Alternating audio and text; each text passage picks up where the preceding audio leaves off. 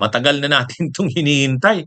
Nagtataka nga tayo, bakit ang tagal-tagal desisyonan ng COMELEC ang kaso na 'yan ni Marcoleta?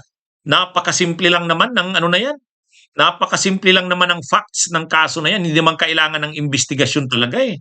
Bakit hindi kailangan ng imbestigasyon? Unang-una, inamin naman ni Marcoleta, ha? Ano ba yung mga kailangan diyan? Bakit kailangan mo pang magpalalim ng imbestigasyon? Ano ang issue? Ang issue, hmm, ah, ah, may na-violate ba si Marcoleta na election offense? Ano bang election offense ang pinag-uusapan dito? Yung hindi mo pag-declare ng pangalan ng mga donors mo sa panahon ng eleksyon. Nakalagay yan sa ano eh, nakalagay yan sa Omnibus Election Code. Kailangan mong i-declare ang tunay na mga pangalan, identity ng mga donors mo. Hindi pwedeng hindi. Nakalagay nga sa ano eh, sa Omnibus Election Code. Eh, ang nangyari kay Marcoleta, hindi niya dineclare na mayroong mga donor siya. Nag-submit siya ng SOSE, yung Statement of Contributions and Expenditures. Yung sinabit niyang SOSE, pagdating sa donation, zero. Pagdating sa donation, zero. Pagdating sa expenses, ang gastos niya parang 150 million, 140 million. Nang nag-submit siya ng SALN, kasi nag-submit siya ng SALN, Statement of Assets, Liabilities, and Net Worth, parang 50 million lang ang kanyang SALN. Paano nangyari yon? Ang assets, liabilities, and net worth mo, 50 million, gumastos ka ng 150 million ng eleksyon. Saan mo kinuha yung panggastos mo? Pwede yon. Kung may donors ka, may nag-donate sa'yo. Ang problema nga, dinagay niya doon sa report niya, zero. Eh, nung tinatanong na siya, nung naiipit na, mismong sa programa ng Net25 yata yon, inamin mismo ni Marcoleta na, hindi, ang totoo, mayroon namang mga donor sa akin. Yung 140 million na yon, 150 million, mga donors yon, donations yun sa akin, sabi niya. Kaya lang, hindi ko pwedeng i-declare kasi sabi ng mga donors ko, wag ko daw silang i-declare. Yan yun. Kaya ibig sabihin, ano pa bang investigasyon ang kailangan mo diyan? Una, inamin na mismo ni Marcoleta, ha? Sa programa ng Net25, mayroong ano diyan. Ma-access mo naman 'yan. Mada-download mo naman 'yan. At saka sinabi niya talaga 'yon. Yun namang yung pag-declare niya na zero ang donations. Oh, saan 'yon? Doon sa kanyang SOSE, zero ang donations doon. Oh. Tapos yung mayroon pala siyang donations, kaya lang hindi niya dineclare, saan niya sinabi? Sa programa, sa TV. Oh, kumpleto na ngayon ang ebidensya laban sa kanya. Kaya lang ang paliwanag ng COMELEC mukhang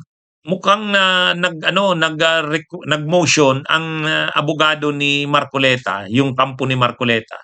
Humingi ng extension to file reply. Parang humingi sila ng panahon na i-extend pa yung pagsagot nila doon sa siguro pinag-isipan pa kung ano nag nag-ano pa pinagbigyan naman daw ng COMELEC. Pinagbigyan ng COMELEC kaya ngayong January lang yata nakasubmit eh. Kasi pinagbigyan nga ng COMELEC na makapag-submit ng ma-extend yung deadline. Oh, ay mukhang nakasubmit na, nakakomply na. So, for resolution na ng COMELEC. Ibig sabihin, didesisyon na ng COMELEC. Tapos na. Natagalan daw kasi humingi ng extension sa pag-file ng sagot si Marcoleta. Oh.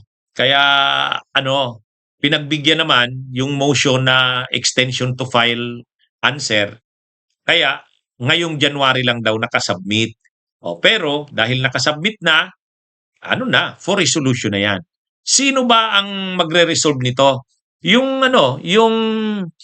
office ng COMELEC tungkol sa tungkol diyan sa mga paggastos na yan, yung mga election expenses na yan. May opisina ang COMELEC na in charge sa ganyan, tinitingnan yung mga election of expenses, yun yung nag-i-investigate ngayon. Yun yung maglalabas ng desisyon ng findings nila. Kung may na-violate nga bang batas na-violate nga ba ni Marcoleta yung provision ng Omnibus Election Code, only na provision. Tapos, Hindi pa yan for filing sa korte. Ano pa yan? Dadaan pa yan sa law department. Pagkatapos sa law department, dadaan, ano na yan, ire-refer na yan sa unbank. Pagkatapos niyan sa unbank, kaya lang may ano yan eh. Kapag napatunayan diyan si Marcoleta na ano, na na-violate niya yung election offense na yan, makukulong siya kasi walang probation yung pagkakakulong diyan at saka hindi na makakatakbo sa susunod na mga elections. Disqualification, perpetual disqualification from holding and from running in any public office. Kasama yan eh sa ang mga election offenses na yan, makukulong ka kahit hindi 6 years yan, parang 2 years, 3 years yan, pero non-probationable naman. Kasi supposed to be kapag 2 years, 3 years na imprisonment, probationable. Pero nakalagay yan sa Omnibus Election Code. Pagka ganyang mga election offenses, non-probationable yan. Hindi ka pwedeng mag-probation. At saka hindi ka na makakatakbo. Anyway, sana sa pagkakataong ito ay maging ang COMELEC, manindigan sa kasi kung matutulad na naman yan kay Chis Escudero. 'Di ba yung kay Chis Escudero, ang sabi na naman ng COMELEC, walang violation si Chis Escudero. Nawawalang saysay ang mga omnibus election code na yan dahil sa mga desisyon ng COMELEC na ganyan eh. Ito, obvious na obvious naman yung violation eh. Obvious na obvious naman yung violation. At saka ang alam natin, may final ding perjury case kay Marcoleta dahil din sa ganyan. Pero yung perjury case kasi hindi sa COMELEC yun.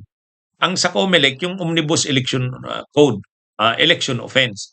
Dahil nga dun sa hindi mo dineclare yung donors mo sa panahon ng eleksyon, yung gastos mo sa eleksyon. Actually, napakalinaw nung violation dito. Kaya kung ang COMELEC ay ang findings dito ay papalusutin si Marcoleta, nakakahiya, nakakasuka na ang COMELEC sa ganyan. Kapag pinalusot nila dito si Marcoleta, kasi ang linaw-linaw ng provisions ng Omnibus Election Code sa bagay na yan. Anyway, abangan natin, sana ang COMELEC ay mag-decide ng tama dito sa kaso ni Marcoleta. Hinihintay na lang natin kasi for resolution na. Malamang nga na yan, malamang baka yari na yung desisyon, ilalabas na yan. Kaya abangan natin mga kabunyog, mga kabayan. Pero sana sa pagkakataong ito, ang COMELEC ay ipatupad kung ano ang batas. Kung ano ang batas, ipatupad. Hindi yung napakalinaw naman yung paglabag dito sa Omnibus Election Code eh. Itong nangyaring ito kay Marcoleta. Kasi ang yabang-yabang niya sa pagsabing hindi ko dineclare kasi sabi nung donor ko ayaw nilang ipa-declare ang pangalan nila. O paano yan? Ay hindi nga pwede yun kasi yan yung nakalagay sa batas eh. Hindi mo pwedeng hindi sabihin yung hindi nga pwedeng alias, hindi nga pwedeng sabihin mo doon anonymous, hindi nga pwedeng sabihin mo doon na alias lang eh. Nakalagay yan. Hindi pwedeng alias, hindi pwedeng anonymous, kailangan talaga pangalanan mo eh. Yan yung nakalagay sa Omnibus Election Code. Kasi nga kailangan na yung mga donors malaman at ito bang mga donors na ito ay baka foreign donors yan o baka may mga kontrata yan sa gobyerno, bawal din yun. Kaya kailangan i-declare talaga. Ay nangyari kay Marcoleta, hindi niya dineclare kasi sabi daw ng donors niya, wag daw i-declare. Pwede ba yun? Okay, mga kabunyog, mga kabayan, magandang araw sa inyong lahat. Bunyog, bunyog, halikan na kasama ka. Bunyog, kapag buklod ay may pag-asa. Luzon, Visayas, Mindanao, isa ang pananaw. Sa bagong Pilipinas ang bunyog isisigaw. Bunyog.